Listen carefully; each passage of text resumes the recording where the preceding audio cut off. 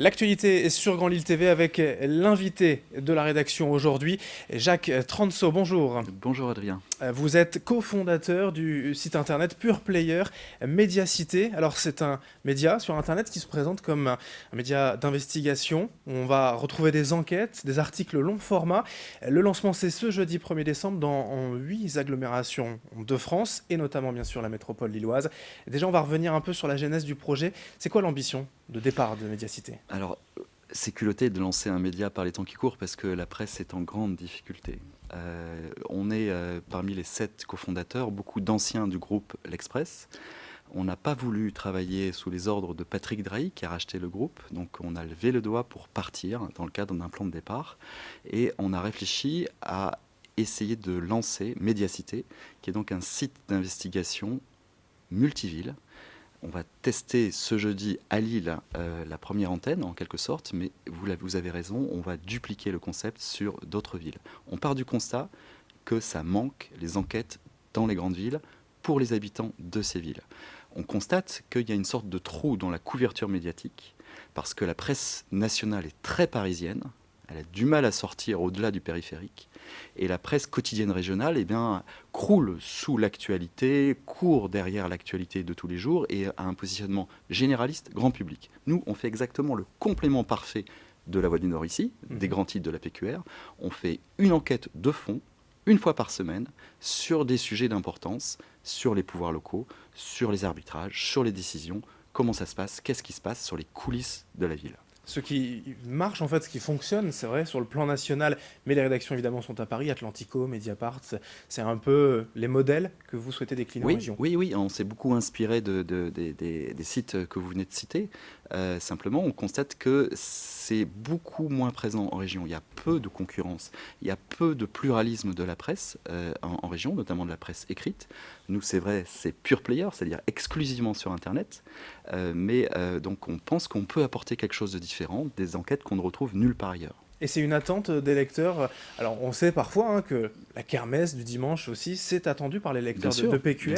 Là, ça va plus loin, vous le disiez, ce sont des enquêtes, c'est aussi quelque chose qui, selon vous, veulent voir les lecteurs dans leur quotidien. Écoutez, c'est le pari. Le pari, c'est que, vous savez, le constat, c'est que les journalistes, ils en prennent plein la figure souvent parce qu'on les soupçonne d'impartialité ou plutôt de partialité, pour exactement. On les soupçonne d'être dépendants des pouvoirs publics, des forces économiques. On les accuse de superficialité très souvent. Donc là, le pari, c'est de dire, écoutez, amis lecteurs, voilà, nous, on est des journalistes, ça fait 20 ans, 25 ans qu'on fait ce métier. On va le faire en toute indépendance, on va le faire pour vous et on va vous proposer de la qualité. Simplement, la qualité a un prix, donc on le fera en modèle d'abonnement, 6 € par mois. Et c'est à cette aune que vous pourrez lire des enquêtes de fond.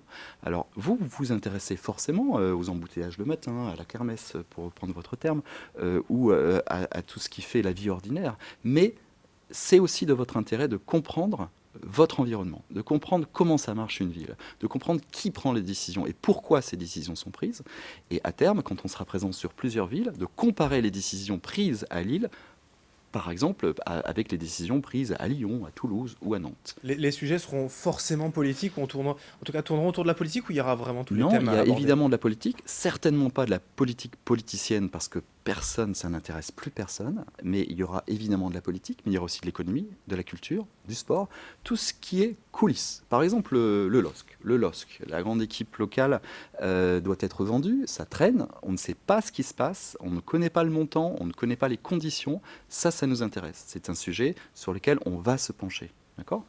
Un autre exemple, ce jeudi par exemple. Alors ce jeudi, on va ouvrir le bal avec une enquête sur le fiasco de la question du doublement des rames du métro.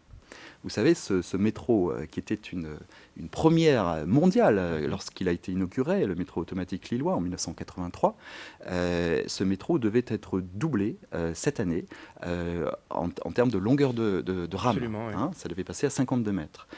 Ce projet devait être, je répète, inauguré à l'occasion de l'Euro 2016. Il ne l'a pas été. Et il ne le sera pas avant de très longues années. On parle maintenant de 4 ans de retard. Donc l'enquête porte sur les raisons du fiasco. Qui est responsable? Pourquoi ça traîne? Et que vont devenir les 660 millions qui ont été budgétés, votés pour ce projet. Et pour parler de cette enquête, c'est un format long l'article. Vous le disiez effectivement, Oui, La Voix du Nord ou même ici, Grand Lille TV, oui. d'autres médias finalement n'ont pas le temps Mm. de développer Bien sûr. comme vous souhaitez le faire. Bien sûr, chacun est sur son rythme. Vous devez courir derrière l'actualité avec globalement peu de moyens et vous faites des prouesses. La Voix du Nord essaye de dégager de la place pour des enquêtes un peu plus approfondies avec les doubles pages, on vous en dit plus, mais doit couvrir toute l'actualité. Nous, on a positionné et créé ce média, Médiacité, pour sortir de l'enquête. Et je répète, une seule enquête par semaine. On fait le pari de la rareté et on propose au public la rareté, mais la qualité et l'exclusivité. Vous ne lirez nulle part ce que nous écrivons dans nos colonnes. C'est donc sur Médiacité dès ce jeudi 1er décembre.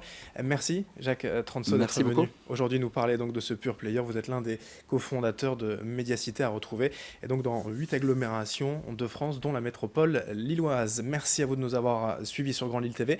Dans un instant, l'information continue.